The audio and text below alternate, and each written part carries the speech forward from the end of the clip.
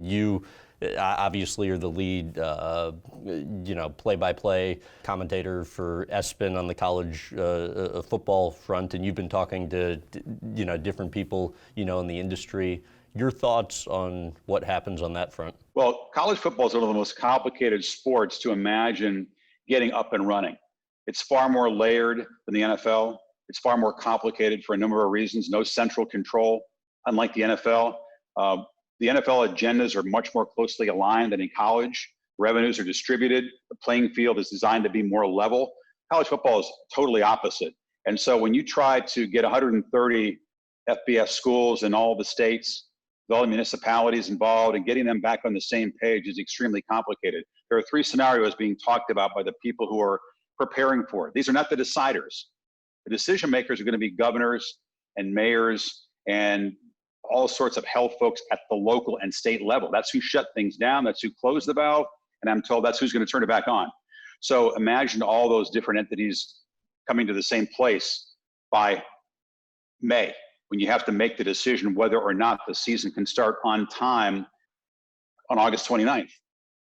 That just seems unlikely to me. Scenario one, uninterrupted normal season. Scenario two, you play in the fall, but you shorten it and you somehow modify the postseason and you try to get the football in that normal window, but somehow with a modified schedule.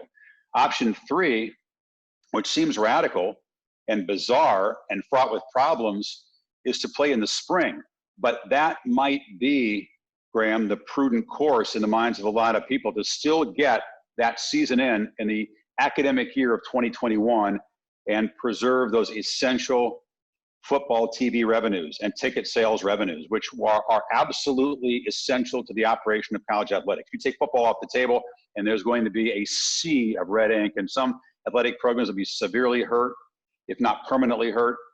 I'm told that even some Power 5 football programs would be in danger. That might be a bit alarmist, but I don't know the particulars of their finances. So as problematic and as weird as that would feel to play football beginning perhaps February, March, April, May, that might be the only way if it's deemed imprudent to begin on time in the fall.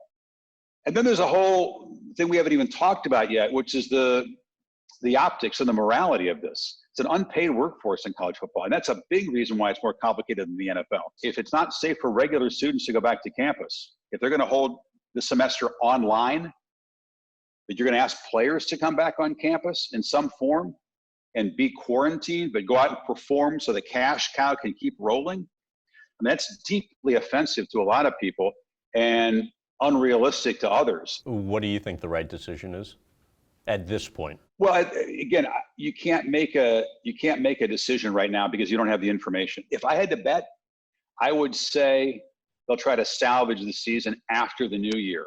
But again, that's just sitting here in the moment without essential information that has to be had before you can make that decision.